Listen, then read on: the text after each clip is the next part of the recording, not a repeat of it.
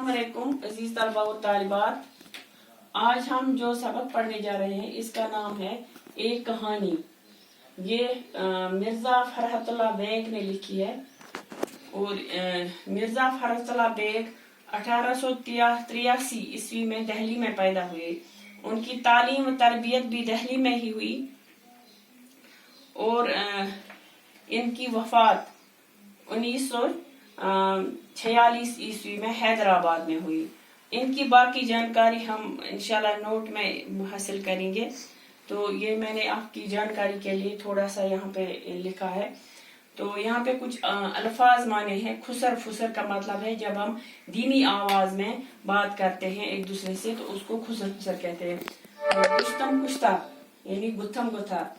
बुनिये बुनिये जिसके पास हमें आटा दाल या बाकी खाने पीने की चीजें या घर की जरूरत की चीजें मिलती हैं उसको बुनिया कहते हैं। गुदड़ी वो बाजार जहाँ हर किस्म की चीजें बिकती हैं या हम खरीदते हैं। मवे बदनसीब, दुगला रोईदार, कपकपी थरथराहट, महावट रोईदार। ये कुछ अल्फाज हैं जिनके माने मैंने यहाँ पे लिखे हैं। ये आपकी किताब में भी आपको मिलेंगे।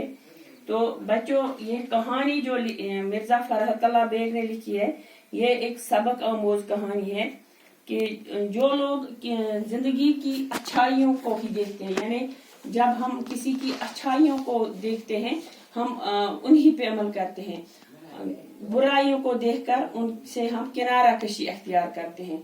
अच्छाइयों को देखकर उनके करीब जाते हैं। हमें बुराइयों को नजरअंदाज करना चाहिए और अच्छाइयों को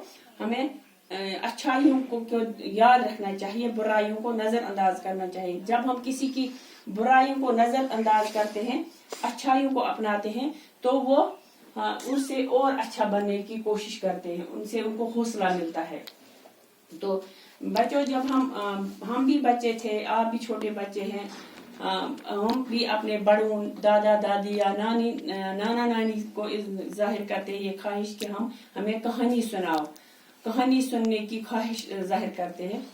तो इसी तरह से इस कहानी में भी बच्चे अपनी नानी से कहानी सुनने की ख्वाहिश करते हैं। वो नमाज से फारिग हुई थी और उन्होंने पायदान का ढक्कन खोला और बच्चों ने सुन लिया कि नानी फारिग हो गई नमाज से और वो उससे कहानी सुनाने की ख्वाहिश जाहिर करने लगे। वहाँ पे 4 बहन भाई थे। 2 भाई उनका नाम अहमद और महमूद था और बहनों का नाम सईदा और हमीदा। ये चारों बच्चे अपनी नानी के इर्द गिर्द जमा हो गए और इसरार करने लगे कि नानी हमें कहानी सुनाओ। नानी उनको नहीं मान रही थी तो उन्होंने बहुत उसको तंग किया और मनवाया, आखिर पर मनवाया कि हमें कहानी सुनाओ।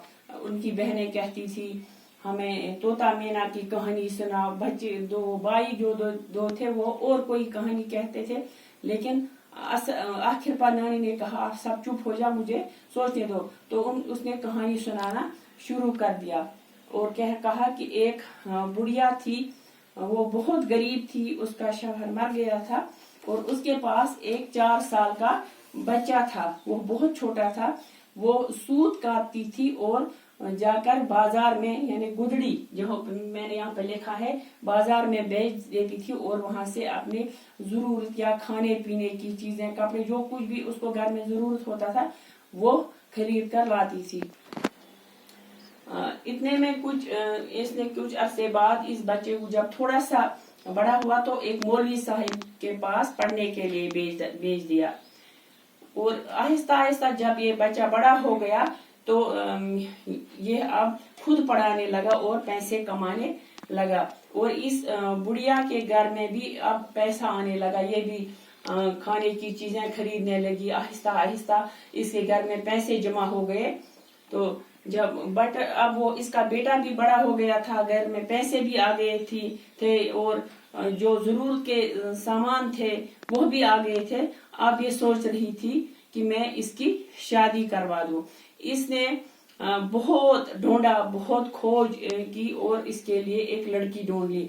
वहां पे लिखा है किताब में चंदे महताब चंदे आफ्ताब, यानी इसने आफ्ताब जैसी यानी चांद सी खूबसूरत बहू अपने बेटे के लिए ढूंढ निकाली और बहुत सारे कीमती लिबास उसके लिए लाए, बहुत ठाट बाट और शौक से अपने बच्चे की शादी कर दी, क्योंकि इसके पास यही एक बच्चा था, सब उसकी जिंदगी का सरमाया, उसका सहारा यही एक बेटा था।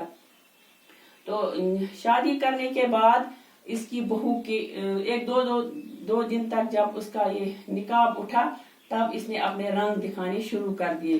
तो ये अपनी सास को मारने लगी, गाली गलौज करने लगी, तो इसने अपने रंग ढंग दिखाने शुरू कर दिए। आज हम यहाँ तक ही आपको पढ़ाएंगे, कल इंशाल्लाह अगले सबक में बाकी कहानी सुनाएंगे। आज के लिए इतना ही, बाकी वसल्लम।